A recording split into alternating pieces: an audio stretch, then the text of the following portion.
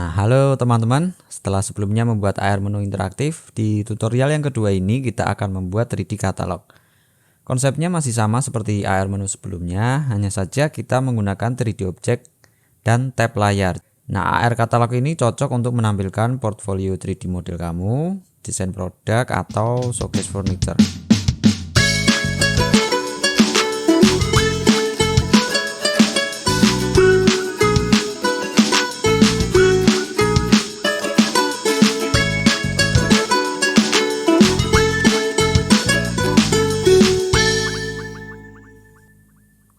Nah, kita mulai saja dengan menambahkan objek fix target tracker.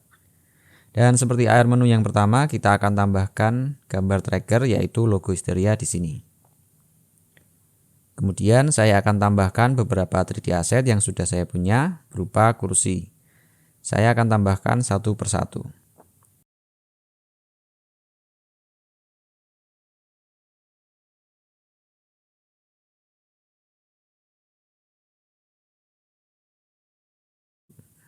Saya punya kursi bernama Alpha di sini, lengkap dengan tekstur dan materialnya. Kemudian akan saya drag and drop ke bawah hierarki fix target tracker. Akan saya scale objek karena ini terlalu besar supaya tidak melebihi area gambar tracker.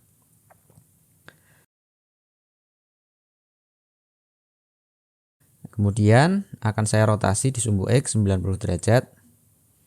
Dengan begini, jika kita preview objek kursi akan berada tegak lurus di atas image tracker nantinya. Saya akan kecilkan sedikit lagi. Nah, di sini ada sisi yang tidak nampak. Saya akan atur di materialnya, saya akan turn on double sided sehingga semua sisi jadi nampak sekarang. Oke, saya tambahkan kursi berikutnya. Di sini ada kursi bar, saya drag and drop di bawah target tracker. Nah, di sini saya akan copy paste scale dari objek sebelumnya ke seluruh scale di objek yang baru.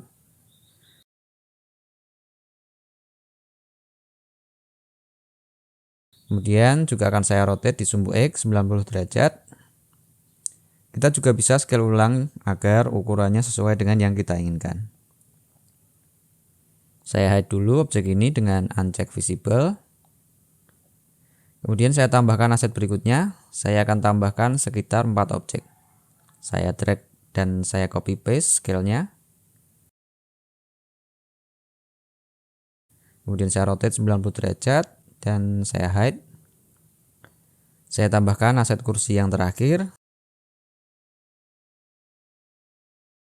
Sekali lagi saya copy paste scale-nya, kemudian rotate 90 derajat di sumbu X.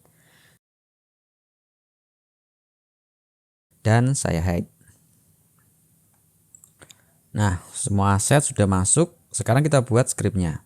Kali ini kita akan menggunakan screen tab. Jadi ketika screen handphone kita tap di sembarang area, maka objek kursi akan berganti dari satu objek ke objek yang lain. Pertama kita buka dulu patch editor, kita klik view, kemudian pilih show patch editor.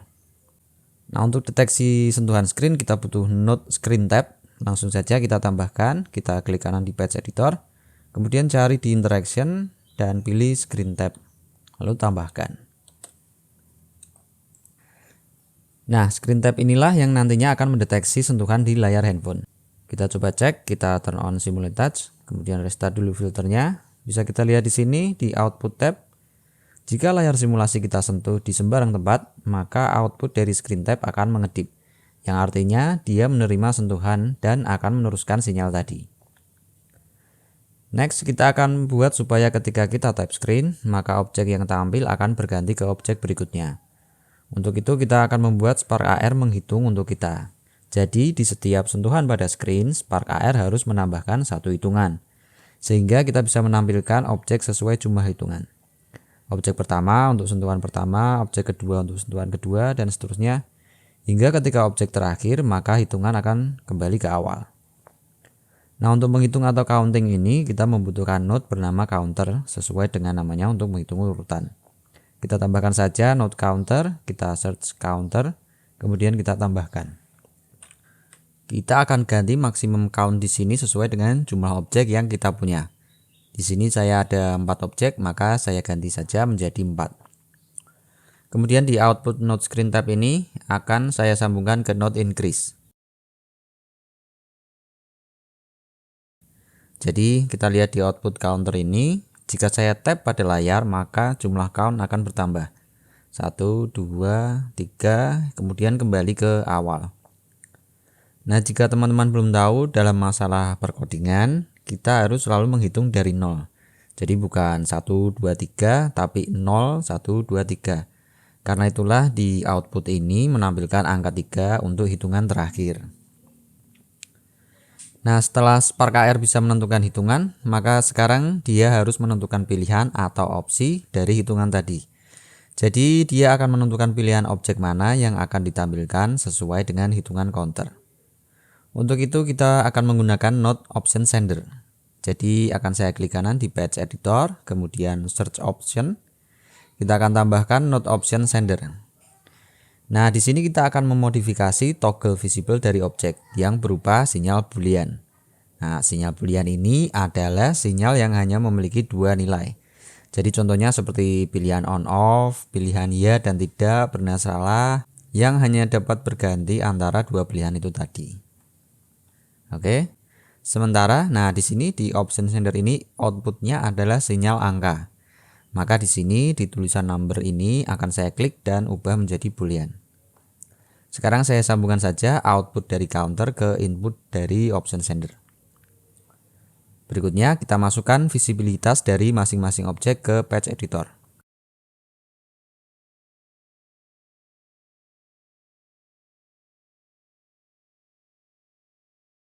Kemudian kita sambungkan output dari option sender ke masing-masing node visible. Oke, sudah tersambung semuanya. Jangan lupa kita turn on value di option sender. Nah, kemudian jika kita tap di tab screen ini, objek akan berganti atau istilahnya sekarang adalah carousel. Nah, ini kelihatannya objek terlalu gelap, akan saya seleksi ambient light di sini. Kemudian saya tambah sedikit intensitasnya. Oke, sekarang kita coba langsung saja di handphone apakah sudah berhasil atau ada masalah. Dan saya klik send to connected device. Nah, ini saya arahkan ke logo Hysteria dan muncul objek kursi. Kemudian saya tap dan objek bisa berganti tanpa masalah. Ya, kita berhasil membuat AR katalog interaktif. Silahkan teman-teman coba sendiri. Dan untuk video berikutnya kita akan buat custom masker. Jadi sampai ketemu di video berikutnya.